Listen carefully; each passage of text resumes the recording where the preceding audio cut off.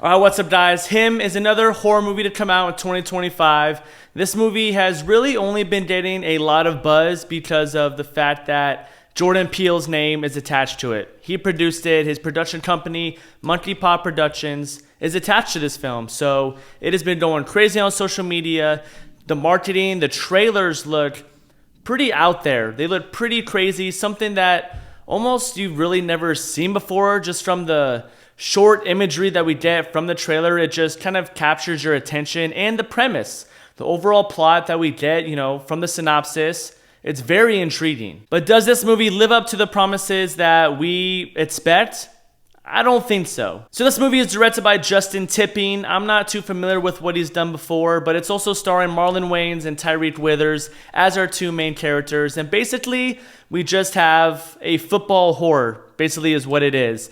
Tyreek Withers plays a high school phenom, like another number one draft pick who's supposed to be the Nets' GOAT, Cameron Cade. And he meets his idol, Isaiah White, played by Marlon Wayans, for the first time, who invites him out to this 1 week of, special training camp before, or more so instead of the combine, which he wasn't able to attend for certain reasons. So he goes out to this random private facility in the middle of the desert, which is pretty much the first sign in this movie to where, something's not quite right. And our main character, Cameron Cade, he grew up watching Isaiah White. He grew up watching this quarterback. He idolized him. His father trained him his whole life to pretty much follow in his footsteps, showing him all the game tape, all the footage. He had a serious injury during a game when he was watching as a kid. His bone was sticking out of his knee, and he just stuck in his mind forever. His dad would show it to him repeatedly, saying,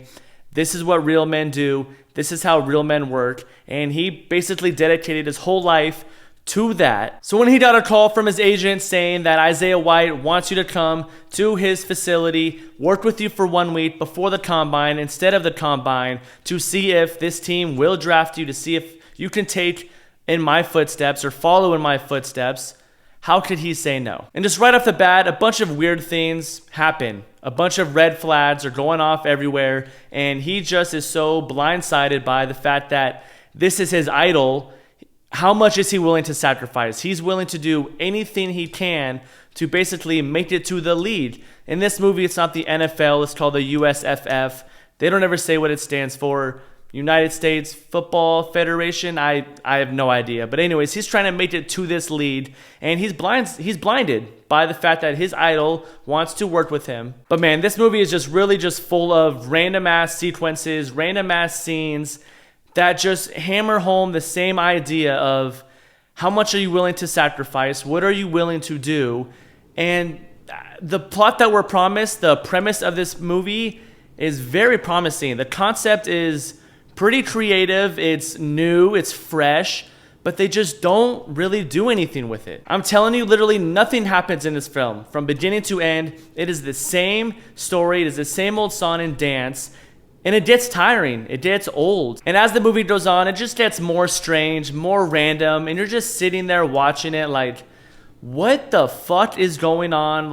We understand what's going on, really. We understand the main premise, sacrifice, what are you willing to do? There's obviously some demonic element going on in the film, but it just wastes so much time. This should have easily been told in a short film, in 20 minutes, or more so just like a YouTube short movie or something like that. It just doesn't need to be 90 minutes. And when a movie is that short, but it feels like 2 hours, there's just not enough there. But having Marlon Wayans playing Isaiah White, our co-lead, he was so over the top. His character was kind of a positive for this film in a certain way. I don't think he was bad, but just the writing and everything, everything story-wise, it just didn't really give him a lot. Just the things his character is trying to do, you kind of pick up on it right away. I mean, even just from the trailers, I kind of knew where this movie was going, and it doesn't really expand on that in any certain way. It's just all very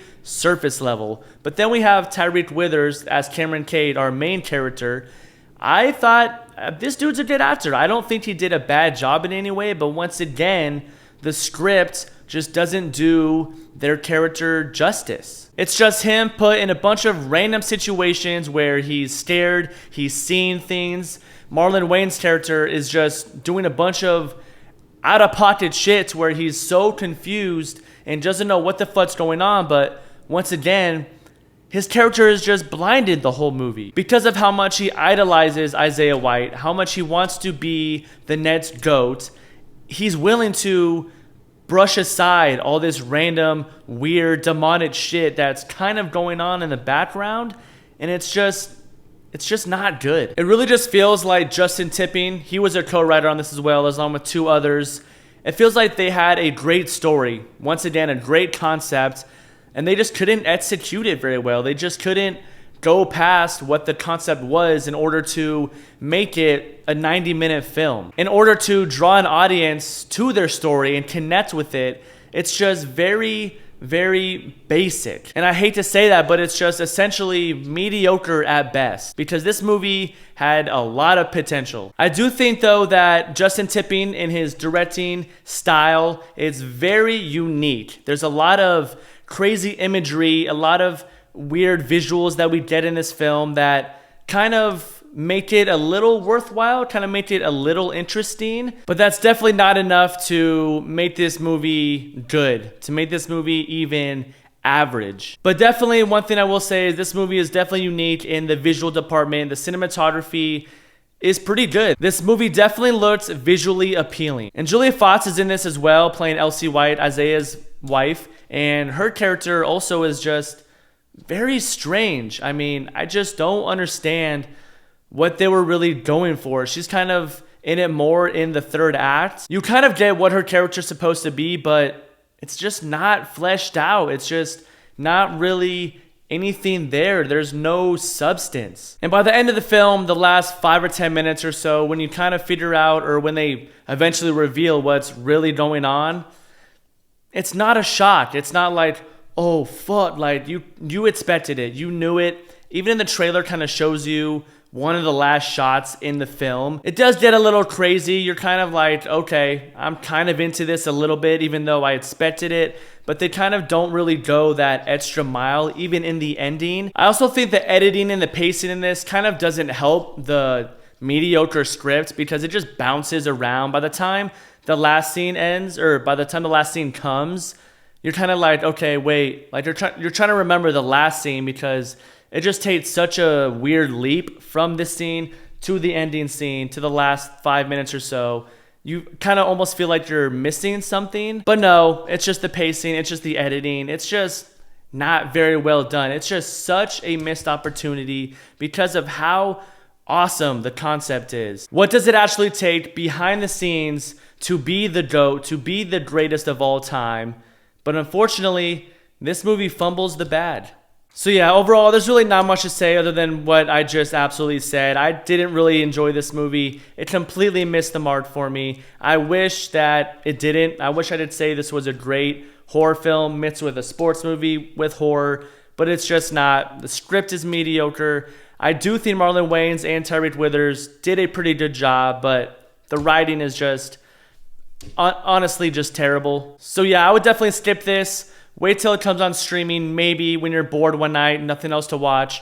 Throw it on, maybe. And with how this movie's been looking on not only just critic scores for Rotten Tomatoes, but audience score, I think it's at 59% right now for audience, 30% for critics. I don't know what that's going to do for Jordan Peele and his career, or if it's really even going to affect him, because he didn't really have anything creative-wise necessarily to do with it. So we'll see how that affects it. But yeah, I'm gonna give this movie a 4.5 out of 10. Like I said, skip this movie. Don't waste your money on it.